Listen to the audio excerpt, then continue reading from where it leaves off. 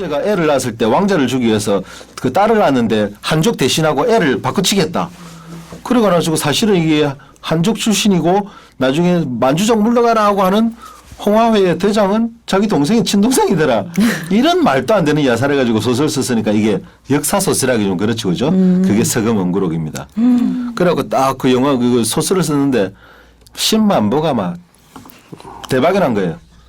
그러고 나서 이제 연재 소설을 딱 끝내고 나니까 무조건 또 연재 갑자기 김영일이 팍팍 떠버립니다. 그러다 보니까 이제 갑자기 갑질에 그게 바뀐 거죠. 자기가 이제 신문사를 고를 정도로. 그러다가 이제 바로 불과 4년 뒤에 자기가 신문사를 차립니다. 아이고. 사실상 소설사를 차린 거예요. 소설사를. 명보라는 신문을 차렸는데 그 네. 홍콩에 가보시면 그 민바오 명보라는 아직도 나와요. 새로 차린 신문사가 장사가 되겠습니까? 안 되죠. 똑같이 반복하는 거예요. 어떡하지 신문이 안 팔리는데 에라이 또 쓰자. 또 쓴 거예요. 근데 갑자기 그 앞에 서금언구록의 작가가 글을 쓴다라는 그게 막 뜨자마자 그날부터 신문이 줄기차게 팔리기 시작하는데 역시 역사를 갖다가 어떻게 하냐. 역사를 교묘하게. 이때 이런 사건이 있을 때 사실은 이 주인공들이 요래갖고 이랬던데 안타깝게도 이런 사람들은 이런 이유 때문에 역사책에는 못 올라갔다라는 구라를 치기 시작한 거죠. 역사를 교묘하게 비틀어가지고. 그렇죠. 역사를 실제 역사인 있었던 듯 하면서 아닌. 그렇죠. 그 뒤에는 사실은 이런 이면이 있었다는 말도 안 되는 걸 창조해내면서 네. 그 원숭환 장군 원나라 때 그 아들이 벽혈검이라는 소설을 씁니다. 이게 또 대박 나면서 이제 그때부터는 막 아예 신문사를 살리기 위해서 글을 썼죠. 근데 이게 작전이 참 좋은 것 같아. 느닷없이 책을 한 권 딱 던져놓고 사라 그러면 집어들기가 그런데 네. 신문 같은 경우에는 짧게 보게 되니까 싸게 보게 되니까 먼저 들어왔다가 이 수령에 빠지면 못 헤어나가게끔 되는 거고. 이 사람들 요즘 사람들이 이해를 못하는 게 네. 항상 그 시절은요. 지금은 뭐 인터넷으로나 보지 다들 그래요.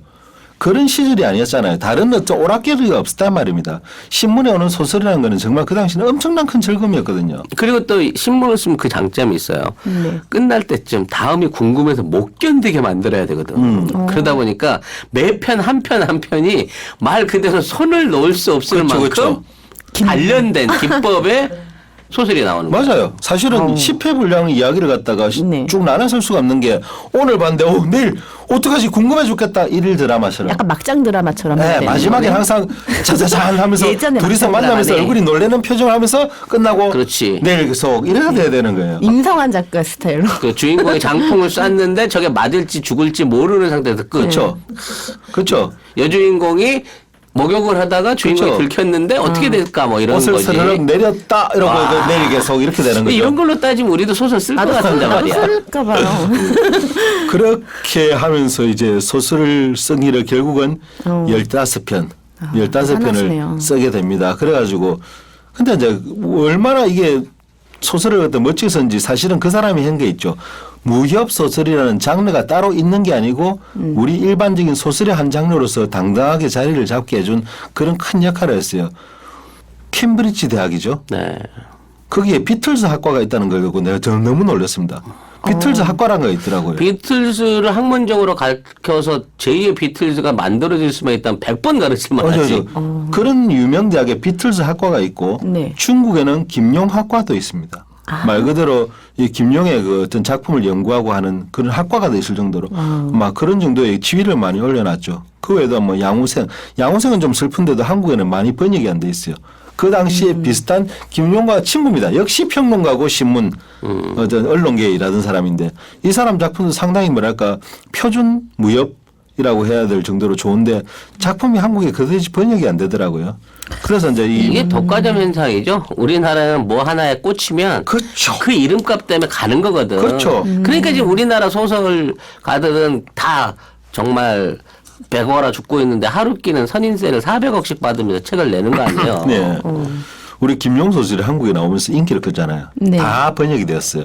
근데 더 웃기는 게 한 책을 가지고 제목이 다르게 나온 게 한 5개씩 된단 말이에요. 아 정말요? 왜? 왜인가 하면은 어떤 판권이 거였지? 없으니까 판권을 갖다가 그 당시 그냥 우리가 그냥 막 뺏긴 거야. 수교가 안 돼. 그러니까 아니, 똑같은 책이 A라는 책이 문화적인 있는데 이 그게 A라는 안돼 책을 있으니까. 번역을 하면서 한국에서 어떤 출판사는 제목이 가, 어떤 출판사는 나, 어떤 출판사는 다 그 영웅문 뭐 사조 영웅문 뭐 제목이 다 다른 거예요. 다 다른 거지. 근데 사실 내용은 같은 같은 게 있고 내용인데. 그러다 보니까 그것만이 문제가 아니고 가짜. 네. 가짜.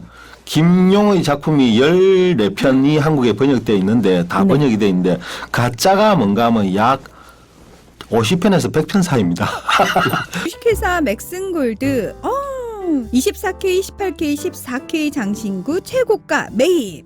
순금 골드바 최저가 판매 업체입니다. 여러분 집안에 잠자고 있는 금땡이들이 있나요? 예, 맥슨골드로 가져가시고 반드시 송작가 TV를 보고 오셨다고 말씀을 하시면 됩니다. 골드바가 필요하신가요? 예, 최저가로 드립니다. 주식회사 맥슨골드. 연락처는 010-2713-2213번입니다. 010-2713-2213번으로 연락을 주시면 되고요. 자, 장소는요. 종로 3가 전철역 8번 출구 앞에 있다고 합니다. 럭키 주얼리 도매상가 1층 8호입니다.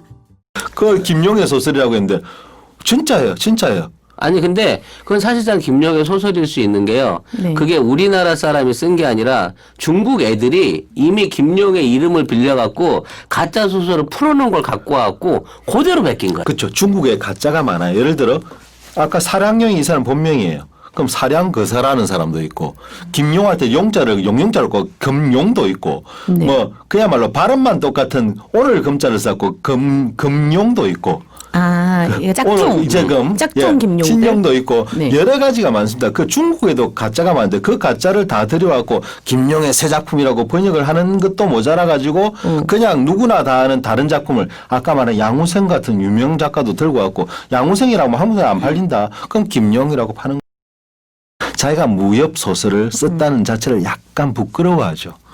나를 평론가로 좀 봐주면 안 돼? 나 시나리오도 쓰고 평론가인데 언론가인데 왜 자꾸 무협 작가라고 그래? 쪽팔리고로 약간 그런 식의 맞아요. 사람. 제가 중국 비즈니스 전문가인데 사람들은 다 파산 전문가로 알고 있거든. 파산 전문가. 이런 것도 문제가 있는 거예요. 예. 근데 중국의 원래 문화가 이게 베끼기를 잘한단 말이에요. 김영이라 이름에 붙여서 김영 이름으로 하는 그렇게 많은 소설들이 있단 말이에요. 이게 해리포터 같은 경우에도 네네. 정식판으로 만드는 게 시리즈가 아마 8개 그렇게 알고 있는데 8개 시리즈가 나왔는데 중국에 가면 50개가 넘는 시리즈가 있어요. 그러니까 해리포터라고 사파도 비슷하고 그림도 비슷한데 막 해리포터가 트랜스포머하고 싸우고 있다든지 해리포터가 막 그 우주 외계인을 물리친다든지 뭐 이런 깜빡했어요. 이게 일종의 이제 재창작인 거지.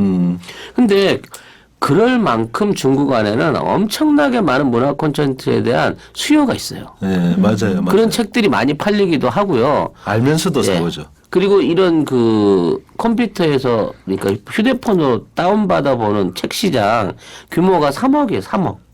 회원만 3억. 정가 회원만 3억. 그러니까 그 가짜로 베껴서 보는 사람 더 많겠죠. 그렇기 때문에 중국에서 유명한 인터넷 소설가들 수입이 연간 수백억이에요. 근데 그들이 가장 좋아하는 그리고 이제 가장 파퓰러한 장르가 무협이라는 거죠.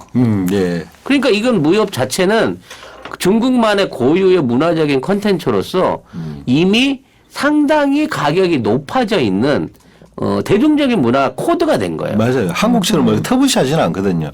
근데- 적어도 한국은 좀 그런 게 예. 있었지만. 근데 그 모든 게 사실은 김용한테서 시작됐다는 그렇죠. 거죠. 사실은 그만큼 지위를 올린 사람이죠. 네. 결혼도 3번 했고, 예, 세 번째 부인이 나이가 별로, 비슷하다고요, 그분이랑? 아니요.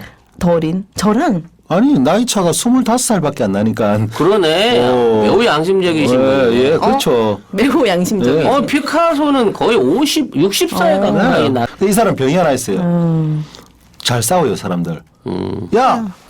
그 양과 어머니가 진단금이잖아. 뭐 무슨 소리 하노? 목염자지. 하면 둘이 막 싸워요. 내가 읽은데 하다 저 옆에서 이제 심판이 나야 되죠. 너 몇 년도 판 읽었냐? 바뀐다 이거예요. 이 사람은 계속 내용을 바꾸고 있는 거예요, 지금. 그러니까 팬들이 헷갈려요. 아니 반칙 아니야 그러면? 그렇죠. 그런데 주인공 모친을 바꿀 정도 같으면 이건 큰 거거든요. 그 너무 크게 막 바꾸니까 사람들끼리 이제 막 두 파가 나눠지는 거예요. 아, 제발 좀 원작에 손대지 마라. 우리 꿈을 좀 망가뜨리지 말아주세요. 하는 파와, 뭐랄까, 자꾸 따듬으니까 좋다라고 하는 사람도 있지만, 자기 작품의 애착은 가지고 있습니다. 어떤 김용이라는 사람이 만들어낸 네. 무협의 어떤 가치는 그 완전히 공상소설이 아니고 네. 그 역사적 인물을 일부 등장시켜가지고 그렇죠. 역사하고 네. 다 바리에이션을 했기 때문에 예. 콜라보. 그렇지. 그 콜라보의 기능 때문에 사람들의 흡입력이 높아지기도 하지만 역설적인 기능이 방금 김쌤이 얘기했던 대로 그 당시에 그러면 진짜 이게 역살까 아닐까 이걸 헷갈리게 만드는 악점이 있단 말이에요. 그렇죠. 악점이 있죠. 그러니까는 문화혁명식이나 이랬을 때는 아예 금서가 돼서 못하게 한 거 한 30년 동안은 그랬구나. 금령의 소설을 읽어볼 방법이 없어서 중국 본토인들은. 근데 새롭게 시작하고 보니까 어마어마하게 많은 소설들과 버전들과 책들이 있는 거예요. 사실 뭐 그렇게 해가지고 금수로 했던 시절이 있었는데 제가 뭐랄까 경험상으로 봤을 때 나쁘지는 않은 것 같아요. 왜냐하면 오히려 저는 사학하고는 관련 없는 사람이었지만은 그런 것 때문에 더 관심을 가지고 당연히 가짜인 줄 알지 주인공이 왜 날라다녀요 그렇지. 이런 그러면은 어떻게 그 당시 그럼 실제는 어땠는가 알아보고 찾아보고 조사하다 보니까 사실은 뭐 중국 역사에 관해서는 사학과 뺨칠 정도로 막 그렇게 막 그럴까 지식을 많이 얻게 되었거든요. 그렇지.